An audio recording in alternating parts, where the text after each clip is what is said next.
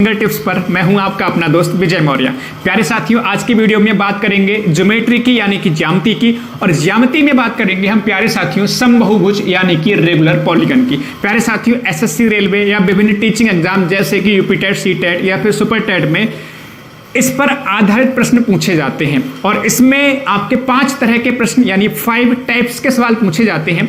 इन 5 types को मैंने यहाँ पे लिख रखा है।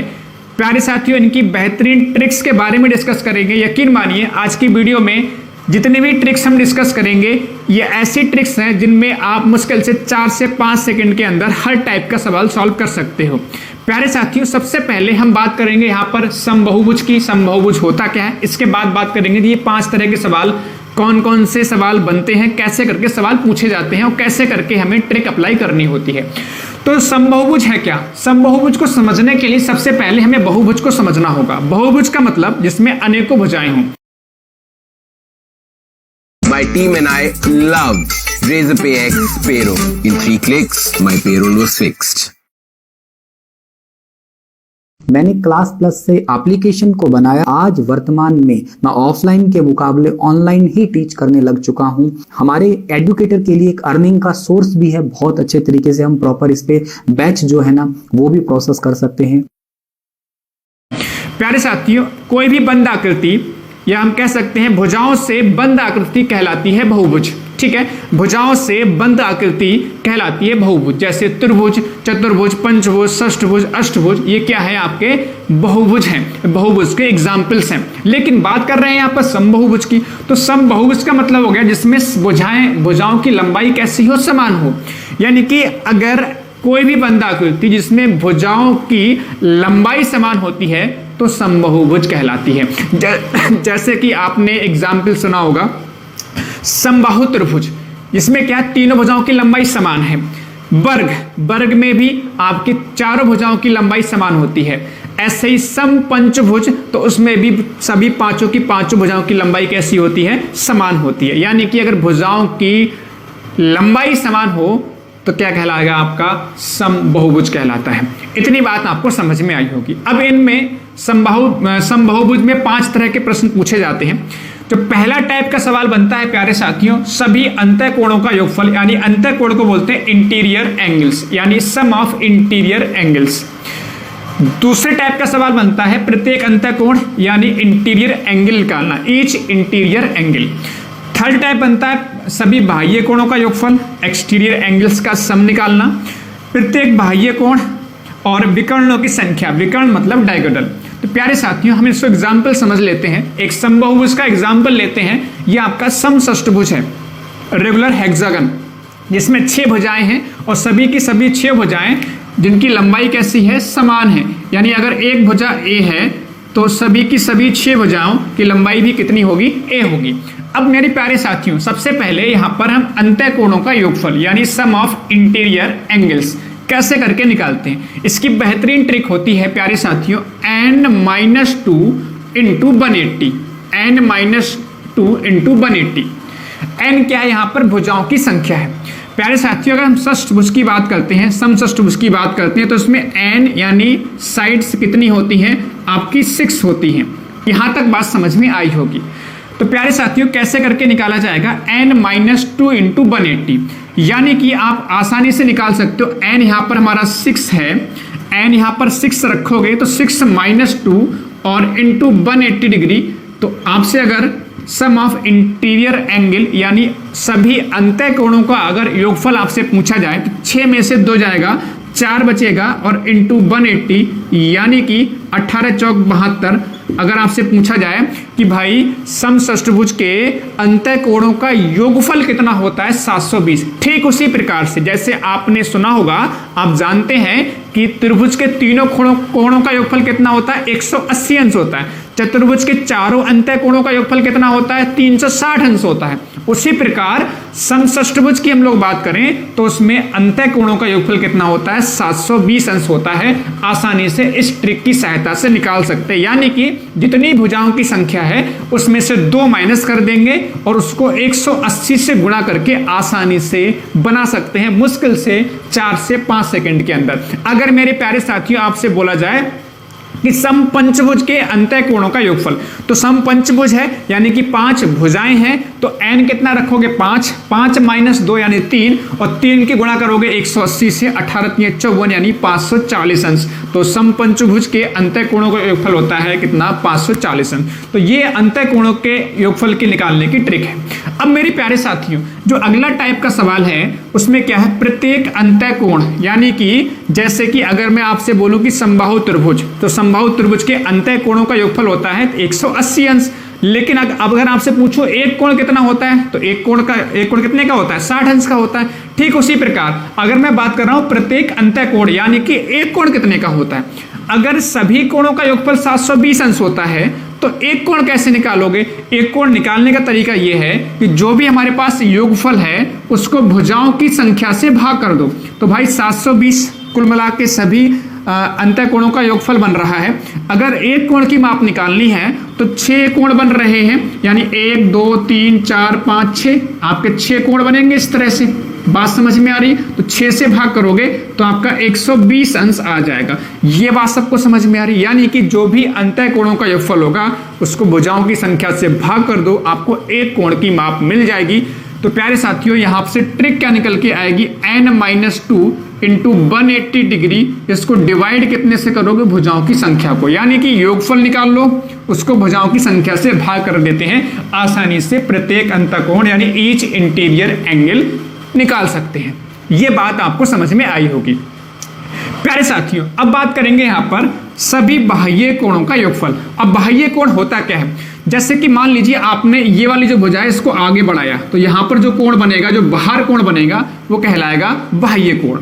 ऐसे ही इसको बढ़ाओगे तो ये बनेगा इस तरह से, ऐसे इसको बढ़ाओगे तो ये बनेगा, ऐसे ही आप बढ़ाओगे तो आपके 6 बाह्य कोण बनेंगे, एक्सटीरियर एंगल बनेंगे। तो मेरे प्यारे साथियों इसके लिए बेहद आसान सी बात याद रखनी है, चाहे समबाहु त्रिभुज हो, चाहे आपका वर्ग हो, चाहे समपंचभुज हो, चाहे समअष्टभुज हो, ठीक है, चाहे 10 भुज हो, चाहे कोई भी भुज हो, बात समझ में आ रही है, चाहे कोई भी पॉलीगन हो, सभी पॉलीगन के लिए आपका जो एक्सटीरियर एंगल्स का सम यानी बाह्य कोणों का योगफल हमेशा 360 अंश होता है। बस ये याद रखना है, चाहे आपसे पूछे कि समबाहु त्रिभुज के बाह्य कोणों का योगफल कितना होता है, 360 अंश होता है। वर्ग के बाह्य कोणों का योगफल कितना होता है, 360 होता है। समपंचभुज के बाह्य कोणों का योगफल कितना होता है, 360 होता है। सम अष्टभुज के बाह्य कोणों का योगफल कितना होता है, 360 अंश। कोई भी बहुभुज हो बाह्य कोणों का योगफल होता है हमेशा 360 अंश। तो इसमें भी आपका षष्ठभुज है तो इसमें भी क्या होगा, बाह्य कोणों का योगफल कितना होगा, 360 होगा। इसमें कुछ भी कैलकुलेट करने की आवश्यकता नहीं है। अब मेरे प्यारे साथियों अगर आपसे पूछा जाए प्रत्येक बाह्य कोण बताओ, तो प्रत्येक बाह्य कोण निकालने का तरीका क्या है, सेम तरीका कि जो हमारे पास कुल मिला के जो बाह्य कोणों का योगफल बन रहा है उसको भुजाओं की संख्या से भाग कर दो, यानी 360 को हमेशा भुजाओं की संख्या से भाग करोगे। अगर इसमें पूछा जाए तो आप कैसे निकालोगे प्यारे साथियों, 360 अंश को 6 से भाग कर दो तो जो आपका आंसर आएगा 60 अंश। 60 अंश इसके प्रत्येक बाह्य कोण की माप होगी। बेहद आसान तरीके से निकाल सकते हो। अब मेरे प्यारे साथियों विकर्णों की संख्या, तो विकर्ण होता क्या है, डायगोनल क्या होता है, ठीक है, जो आमने सामने को जो कोने हैं इनको मिलाने वाली रेखा कहलाती है विकर्ण। तो एक विकर्ण ये बन गया, ऐसे एक विकर्ण ये बन गया, एक विकर्ण ये बन गया, तो यहाँ पर विकर्ण कितने बनेंगे। अब होता क्या, अगर हमारे पास जो आकृति होती है अगर उसमें ऐसे खींच के देखेंगे तो कई बार समय ज्यादा लग जाता है और हो सकता है कोई विकर्ण धोखे से हमारा छूट जाए। तो उसके लिए तरीका क्या है, बेहद आसान सी ट्रिक है, n into n minus 3/2, n into n minus 3/2। जैसे कि इस सवाल में n कितना है आपके पास 6, तो चुपचाप 6 यहाँ पे रख दोगे, 6 माइनस 3/2 बराबर में कितना होगा 6 गुणे, यहाँ पर ऐसे कर सकते हो, 2 बच रहा है आपका, 2 3 6 कर लीजिए। तो प्यारे साथियों यहाँ पर कितना आएगा 3, और यहाँ पर 6 में से 3 जाएगा 3 3 9, यानी कि 9 आपके विकर्ण बनेंगे। चाहो तो आप आसानी से खींच के देख सकते हो। तो 3 यहाँ बचा, 6 माइनस 3 3 बचा, 3 3 9 आपका विकर्ण हो गया। चलिए मेरे प्यारे साथियों एक एग्जाम्पल और देख लेते हैं, आपके डाउट और अच्छे से क्लियर हो जाएंगे, आपके डाउट अच्छे से क्लियर हो जाएंगे। जैसे कि आप जानते हो वर्ग के बारे में, इसको समझ लेते हैं, आपको बेहतर तरीके से सभी डाउट और भी अच्छे से क्लियर हो जाएंगे। जैसे कि मेरे प्यारे साथियों स्क्वायर की बात करें हम लोग, वर्ग की बात करें तो वर्ग में क्या होता है, सभी भुजाएं इक्वल होती हैं और भुजाएं कितनी होती हैं, इसमें 4 भुजाएं होती हैं। तो सबसे पहले अगर आपसे पूछा गया होता, सवाल कैसे बनता है कि भाई वर्ग के सभी अंतः कोणों का योगफल कितना होगा, तो स्क्वायर का जो हमारा वर्ग होता है उसमें एक्सटीरियर एंगल्स का सम कितना होगा।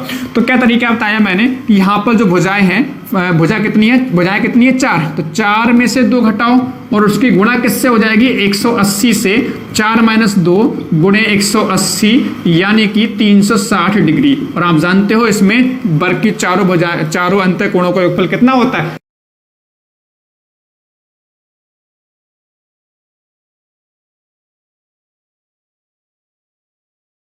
360 अंश होता है। समझ में आ गई। अगर एक कोण निकालना है तो जो हमारे पास योगफल आया इसको हमने सॉल्व कर लिया, योगफल कितना आ गया 360, यानी अंतः कोणों का योगफल 360। इसको कितनी भुजाओं से भाग करोगे 4 से, तो प्रत्येक कोण कितना आ जाएगा 90 अंश का। तो ये कितना हो गया, यहां से ये हमारा निकल के आया 360 डिग्री, ये कितना आ रहा है हमारा 60 डिग्री, सॉरी 90 डिग्री। बात समझ में आ रही होगी, ये कितना आ रहा है आपका 90 डिग्री आ रहा है, यानी कि 90 अंश आ रहा है। और आप जानते हो वर्ग में प्रत्येक कोण की माप, प्रत्येक अंतः कोण की माप कितनी होती है 90 अंश। ठीक है, अगर आपसे पूछा जाए वर्ग में बाह्य कोणों का योगफल तो कितना होगा 360, इसमें कोई डाउट है ही नहीं, हमेशा 360 ही होता है, चाहे वर्ग हो, चाहे पंचभुज हो, चाहे कुछ भी हो। अगर प्रत्येक बाह्य कोण पूछा जाए तो हमारे पास 360 को भुजाओं की संख्या 4 है, कितना आ जाएगा 90 अंश। तो यहाँ पर एक्सटीरियर एंगल यानी एक्सटीरियर एंगल 90 हो रहा है और इंटीरियर एंगल भी क्या हो रहा है 90 अंश का हो रहा है, कोई दिक्कत नहीं। अच्छा, विकर्णों की संख्या कैसे निकालते हैं, भुजाएं हैं 4, तो 4 - 3, तो यहां पर आपका कितना आ जाएगा 2 विकर्ण निकल के आएगा। ठीक है, 2 यहाँ 2 दूनी 4, 4 - 3 1 बचा, तो 2 एकम 2 हो जा रहा है। जैसे कि एक विकर्ण ये बनेगा और एक विकर्ण ये बनेगा, तो वर्ग में विकर्ण कितने होते हैं 2 होते हैं। तो मेरे प्यारे साथियों, इस तरह से हम आसानी से, बेहद आसान ट्रिक, अगर आपसे पूछा जाए अंतः कोणों का योगफल तो n-2 को गुणा कर देंगे 180 से, यानी योगफल निकल आएगा, क्योंकि प्रत्येक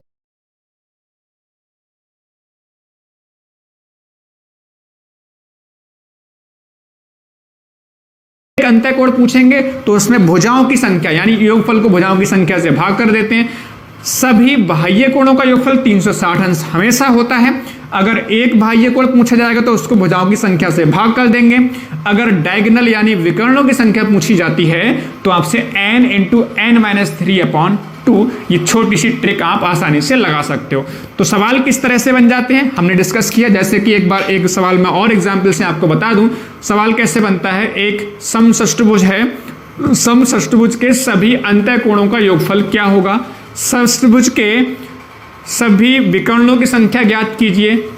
एक समबाहुभुज है जिसमें भुजाओं की संख्या 12 है, उसमें कितने विकर्ण होंगे, तो भुजाओं की संख्या 12 है तो n बराबर यहाँ पर कितना रख दोगे 12 रख दोगे, 12 - 3/2 आसानी से विकर्णों की संख्या निकाल सकते हो। तो कुछ भी आपसे इस टॉपिक से पूछा जाए, अब मेरे प्यारे साथियों इन सभी तरह के प्रश्नों को आप आसानी से सॉल्व कर लोगे।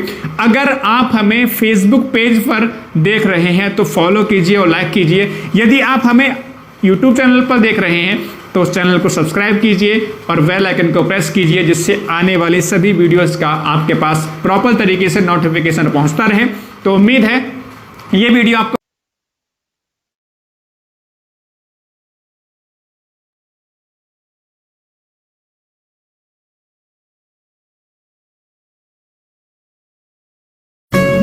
हाय everyone, welcome to math series. मैं हूं परुल और आप हैं मैथ सीरीज में। आज के इस वीडियो में हम लोग बात करने वाले हैं अलजेब्रा के कुछ क्वेश्चन की जो हर कॉम्पिटिटिव एग्जाम में देखे जा सकते हैं, चाहे वो एनटीएससी हो, मैथ्स ओलंपियाड हो, एसएससी एग्जाम हो, रेलवेज हो या फिर कोई भी कॉम्पिटिटिव एग्जाम हो। जैसे कि x + 1/x आपको गिवन है और x की बहुत बड़ी पावर फाइंड करनी हो, जो कि बेसिकली आप अगर ट्रेडिशनल मेथड से ट्राई करेंगे तो नहीं फाइंड कर सकते। और दूसरा है x की पावर 100 + 1/x की पावर बहुत बड़ी पावर दी है प्लस में, और उसका कॉम्प्लीमेंट आपको फाइंड करना है।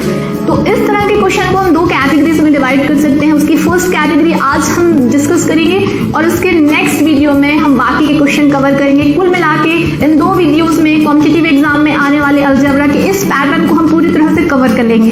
किसी भी कॉम्पिटिटिव एग्जाम में मैथमेटिक्स का बेसिक होता है 2 चीजें, एक तो होता है कंसेप्ट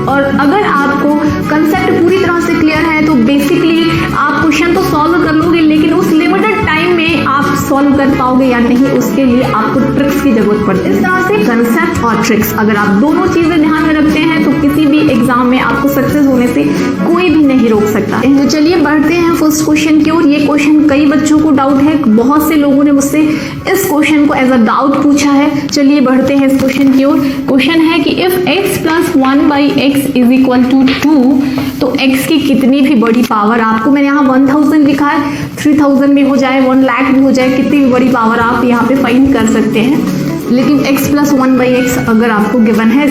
तो चलिए इसे सॉल्व करते हैं। इसमें क्या करते हैं अपन, इसे सॉल्व करते हैं। तो इसे अपन एलसीएम लेके ऐसे सॉल्व कर सकते हैं, x² प्लस 1/x, और ये हो जाएगा x² plus 1 is equal to 2 times of x। अगर हम इसको इस साइड ले आए तो आपको एक क्वाड्रेटिक इक्वेशन मिल जाएगा। ये क्वाड्रेटिक इक्वेशन है जो इजीली फैक्टराइज किया जा सकता है, और अगर किसी को याद है तो this is x minus 1 whole square identity, ये इसकी आइडेंटिटी है।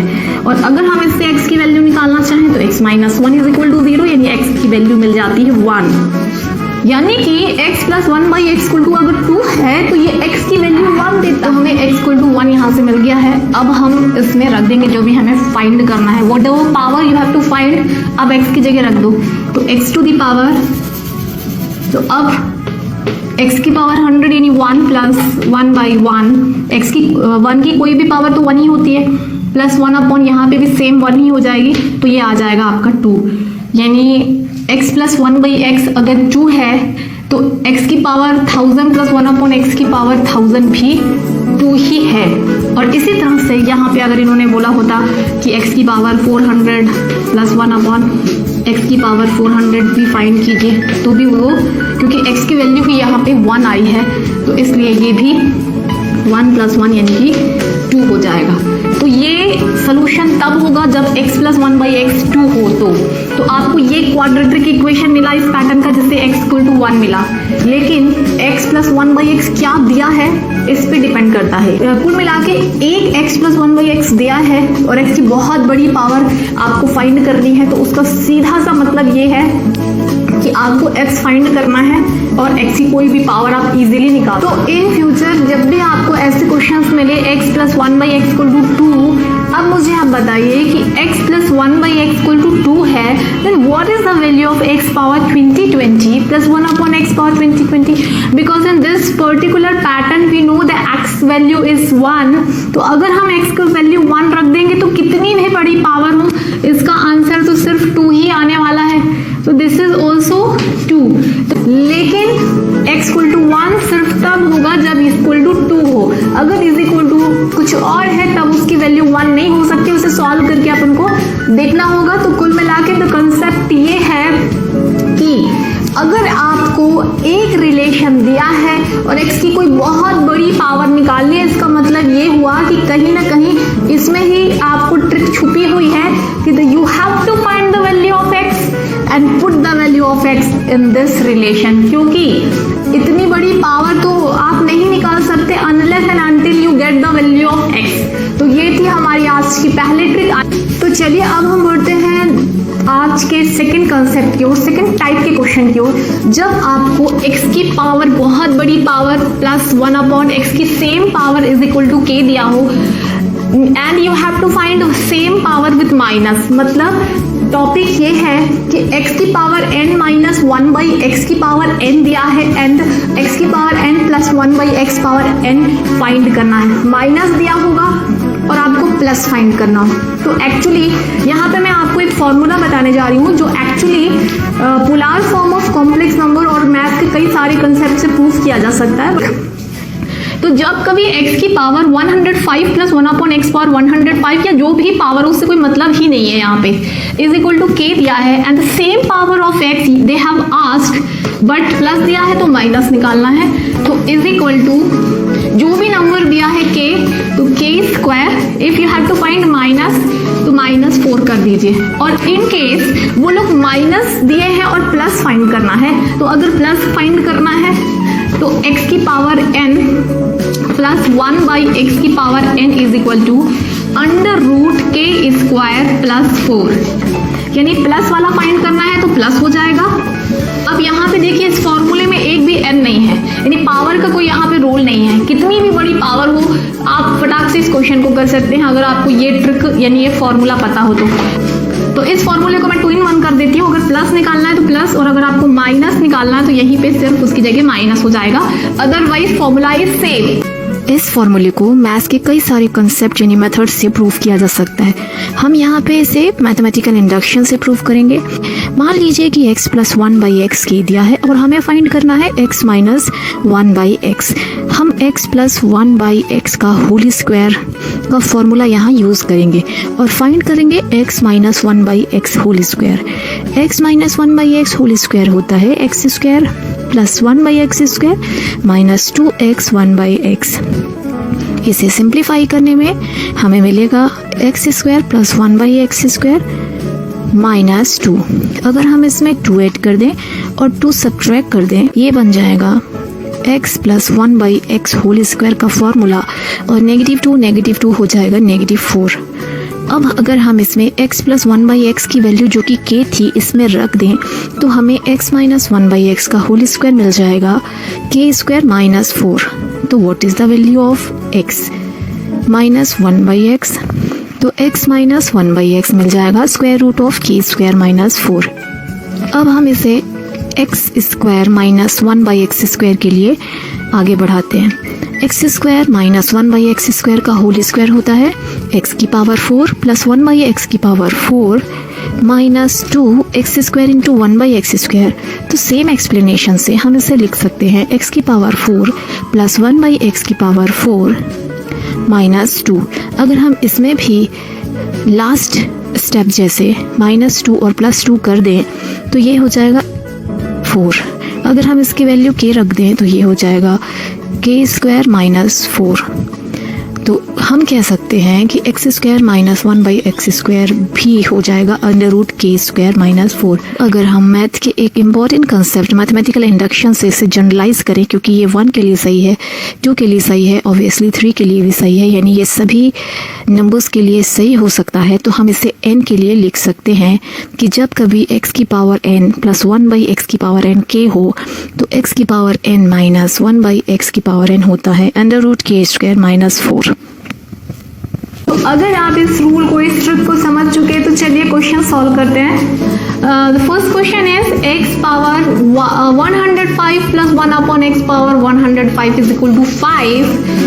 Then find the value of x power 105 minus 1 upon x power 105। सिर्फ हमें मतलब किससे है? इससे। This is your k। The formula is k square यानी कि 5 स्क्वायर।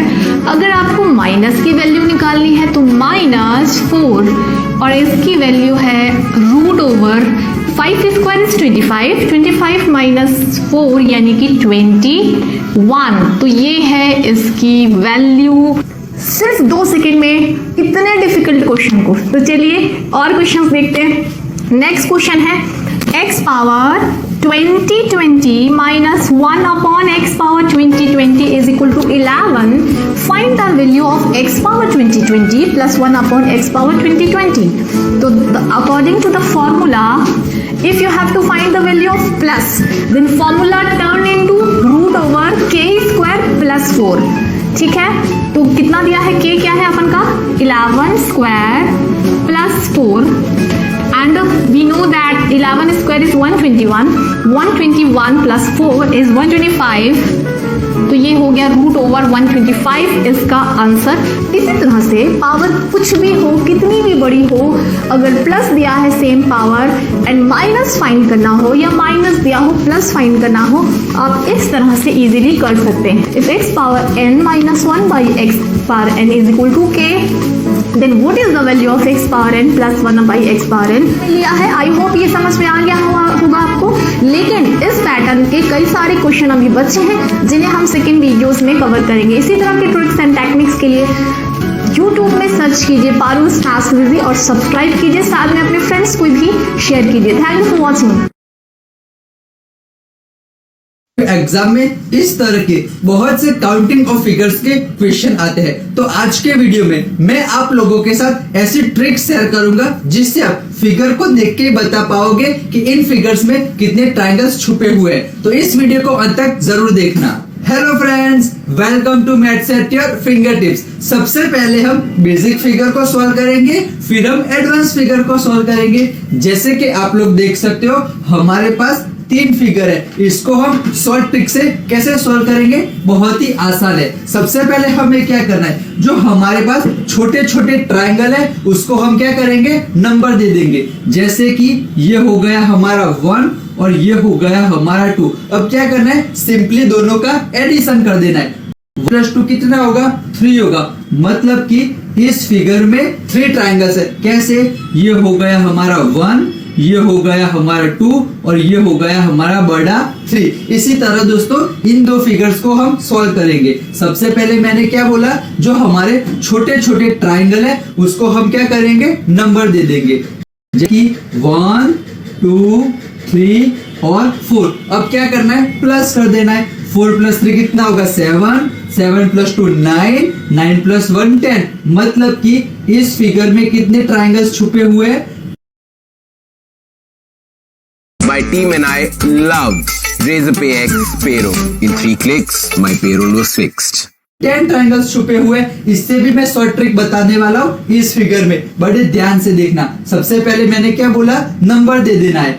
1, 2, 3, 4, 5, 6, 7। अगर हम इसको सबका एडिशन करेंगे तो भी थोड़ा टाइम जाएगा। तो इसमें हम क्या करेंगे, एक और शॉर्ट ट्रिक को अप्लाई करेंगे। कैसे, इधर क्या है, 7 है, तो मैं क्या लिखूंगा, 7 लिखूंगा। 7 के बाद कौन सा नंबर आता है, 8 आता है। तो हमें क्या करना है, 8 करना है, दोनों का मल्टीप्लीकेशन और डिवाइडेड बाय 2 कर देना है। तो आंसर कितना आएगा, 2 4 = 8 और 7 4 = कितना होगा दोस्तों, 28। तो ये हो गया हमारा आंसर। देखा दोस्तों, इसमें भी हम ये ट्रिक अप्लाई कर सकते हैं। कैसे, मैं बताता हूँ। क्या करना है, 4 है तो 4 लिखना है, उसके बाद कौन सा नंबर आता है, 5 और दोनों का क्या कर देना है, 2 से डिवाइड। तो हमारा आंसर आ जाएगा ना, 2 2 = 4 और 5 2 = 10। देखा दोस्तों, इस ट्रिक की मदद से आप इस तरह के फिगर को बड़े आसानी से सॉल्व कर सकते हो। अब हम देखते हैं हमारी ट्रिक नंबर 2। अगर इस ट्रिक को आपने अच्छे से समझ लिया तो आपके सामने इस तरह के क्वेश्चन अगर आते हैं, जैसे कि एक बड़ा स्क्वायर होता है और उसके अंदर बहुत सारी डिजाइन होती है, तो अगर आपने इस ट्रिक को अच्छे से समझ लिया तो इस तरह के क्वेश्चन को आप बड़े आसानी से सॉल्व कर पाओगे। तो इस ट्रिक को बड़े ध्यान से देखना। सबसे पहले मैं आपको बेसिक एक्सप्लेन करता हूँ। जैसे कि एक स्क्वायर है और उसके अंदर क्रॉस की साइन है, तो अब हम क्या करेंगे, जो हमारे छोटे छोटे ट्रायंगल है उसको हम क्या करेंगे, नंबर दे देंगे। 1 2 3 4। अब हम क्या करेंगे, जो हमारा सबसे बड़ा नंबर आता है उसको हम 2 से क्या करेंगे, मल्टीप्लाई करेंगे और जो हमारा आंसर आएगा वही हो जाएगा हमारा आंसर। तो मैं बोल सकता हूँ इस फिगर में टोटल कितने ट्रायंगल्स छुपे हुए, 8 ट्रायंगल्स छुपे हुए। बहुत ही आसान था ना। अब हम इस मैजिक को इन 2 फिगर में अप्लाई करते हैं। सबसे पहले हम क्या करेंगे, छोटे छोटे ट्रायंगल को नंबर दे देंगे। तो मैं नंबर दे देता हूँ 1 2 3 4 5 6 7 8। आप किसी भी तरह से नंबर दे सकते हो। सबसे बड़ा नंबर कौन सा है, 8 है। तो अब हम क्या करेंगे, 8 को 2 से मल्टीप्लाई करेंगे तो हमें कितना आंसर मिलेगा, 16। तो ये हो गया हमारा आंसर। अब हम इसमें सॉल्व करते हैं। क्या करेंगे, नंबर दे देंगे। 1 2 3 4 5 6 7 8 9 10 11 12 13 14 15 16। आप मुझे बता सकते हो इसका आंसर कितना आएगा, 16 × 2 कितना आएगा दोस्तों, 32। देखा दोस्तों कितना आसान था। आप इस तरह से इन तरह के क्वेश्चन को बड़े आसानी से सॉल्व कर सकते हो। अब हम देखते हैं ट्रिक नंबर 3। ये जो ट्रिक है वो ट्रिक नंबर 1 जैसी ही है, यानी कि आपको क्या करना है, नंबर देना है। लेकिन आपको एक चीज का ध्यान रखना है कि इस वाली ट्रिक में हमारे पास जितनी भी हॉरिजॉन्टल लाइन होगी उन सब हॉरिजॉन्टल लाइन में हमें क्या करना है, नंबर देना है। जैसे कि पहले फिगर में हमारे पास 2 हॉरिजॉन्टल लाइन है, एक ये हो गई और एक ये हो गई। तो हम क्या करेंगे, दोनों को नंबर दे देंगे। जैसे कि 1 और 2। 1 और 2। अब क्या करना है, प्लस कर देना है। ट्रिक नंबर 1 में हमारे पास सिर्फ बेस में हॉरिजॉन्टल लाइन थी, इस वाली ट्रिक में हमारे पास कहीं भी हॉरिजॉन्टल लाइन हो सकती है। तो हम क्या करेंगे, जितनी भी हॉरिजॉन्टल लाइन होगी उन सबको हम क्या करेंगे, नंबर दे देंगे। जैसे कि 1 + 2 कितना होगा, 3 होगा। 1 + 2 कितना होगा, 3 होगा। अब क्या करना है, दोनों का प्लस कर देना है। 3 + 3 कितना होगा, 6 होगा। तो ये हो गया हमारा आंसर। इस वाले में भी हम क्या करेंगे, नंबर दे देंगे 1 2 3 4। अब इसमें एक चीज याद रखनी है दोस्तों, अब इधर 4 आ गया तो हमें 5 से नंबर नहीं देना है, बड़े ध्यान से देखना। चल इधर 4 आ गया तो हम क्या करेंगे, 1 से ही नंबर देंगे। 1 2 1 2, ये एक चीज आपको याद रखनी है। तो 4 + 3 कितना होगा, 7 7 + 2 9 9 + 1 कितना होगा, 10 होगा। 2 + 1 कितना होगा, 3 होगा। 2 + 1 कितना होगा, 3 होगा। टोटल आंसर कितना आ जाएगा, 16 आ जाएगा। तो आपको ये एक चीज याद रखनी है, 4 आ गया तो हमें फिर से 1 से ही नंबर देना है। ये वाले फिगर सॉल्व करते हैं, क्या आएगा 1 2 3 4। और नीचे भी तरफ है तो नीचे भी हम क्या करेंगे, 1 2 3 4। 4 + 3 7 7 + 2 9 9 + 1 10। मतलब कि ऊपर का 10 हो जाएगा और नीचे का 10 हो जाएगा। तो आंसर कितना आएगा, 20 आएगा। देखा दोस्तों कितना आसान था ना। ये वाली फिगर आप सॉल्व करके मुझे कमेंट बॉक्स में आंसर इसका जरूर बताना। क्या आंसर आएगा दोस्तों, 1 2 3 4। अब क्या करेंगे, 1 2 1 2 1 2। अब क्या कर देना है, प्लस कर देना है। इसका तो हमें पता है कितना आएगा, 10 आएगा। 2 + 1 हो जाएगा 3, 2 + 1 हो जाएगा 3, 2 + 1 हो जाएगा 3। तो आंसर कितना आएगा, 10 प्लस इसका 9 हो जाएगा। तो आंसर कितना आएगा, 19 आएगा। तो आपको इस तरह की कोई भी फिगर दे सकते हैं। एक ट्राइंगल बना देंगे, इसमें इस तरह की लाइन बना देंगे और कहीं भी इस तरह की वो लोग लाइन कर देंगे। तो आपको क्या करना है, जितनी भी हॉरिजॉन्टल लाइन होगी उसको हम 1 से नंबर दे देंगे और क्या कर देना है, एडिशन कर देना है। अब हम देखते हैं हमारी ट्रिक नंबर 4। इस वाली ट्रिक में हम देखेंगे कि अगर एक ट्राइंगल के अंदर कई और ट्राइंगल होते हैं तो हम कैसे सॉल्व करेंगे। सबसे पहले हम क्या करेंगे, बेसिक फिगर को देखेंगे। जैसे कि आप लोग देख सकते हो हमारे पास एक बड़ा ट्राइंगल है और उसके अंदर एक छोटा ट्राइंगल है। अगर हम इसको बेसिक मेथड से सॉल्व करेंगे तो आंसर कितना आएगा, ये एक हो जाएगा ट्राइंगल, ये दूसरा, ये तीसरा, ये चौथा और ये जो हो गया हमारा बड़ा। टोटल कितने हो जाएंगे, 4 + 1 = 5। यह है इसका बेसिक कि अगर एक ट्राइंगल के अंदर एक और ट्राइंगल होता है तो टोटल कितने ट्राइंगल होते हैं, 5 ट्राइंगल होते हैं।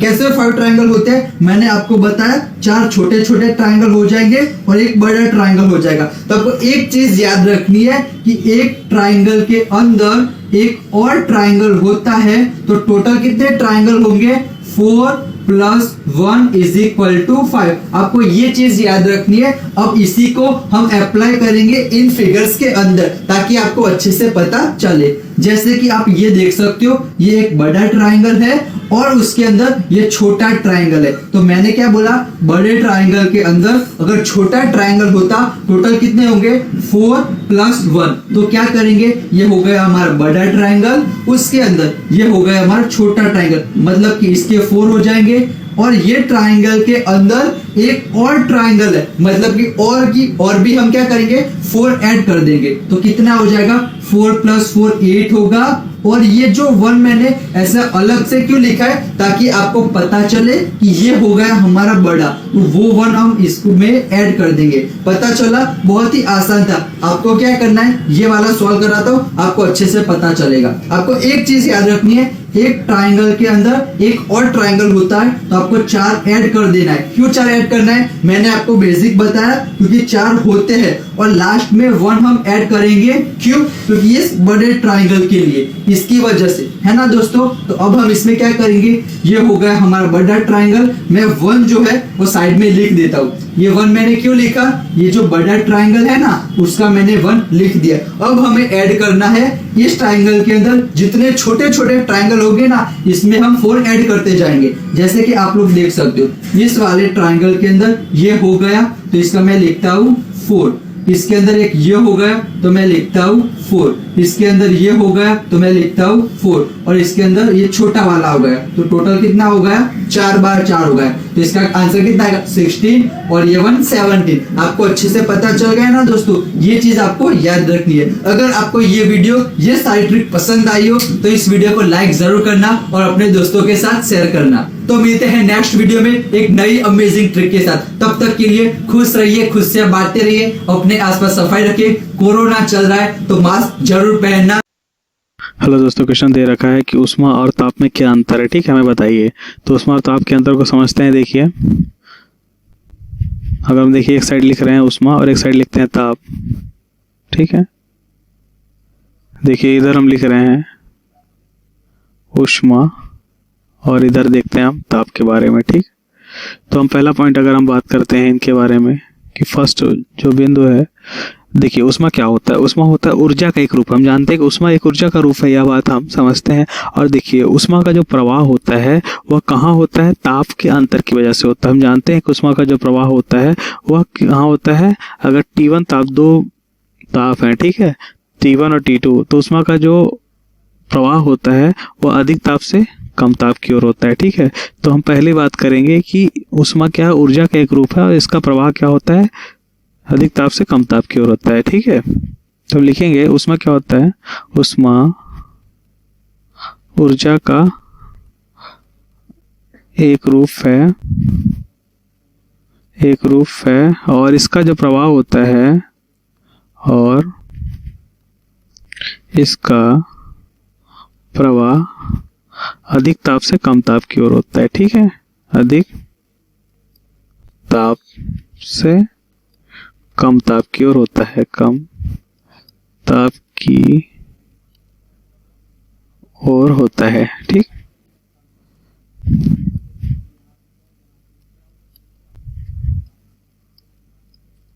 कम ताप की ओर होता है, ठीक।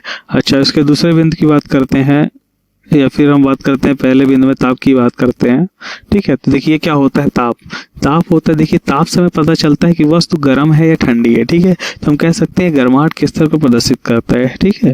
तो ताप के बारे में क्या कह सकते हैं, देखिए ताप हमें बताता है कि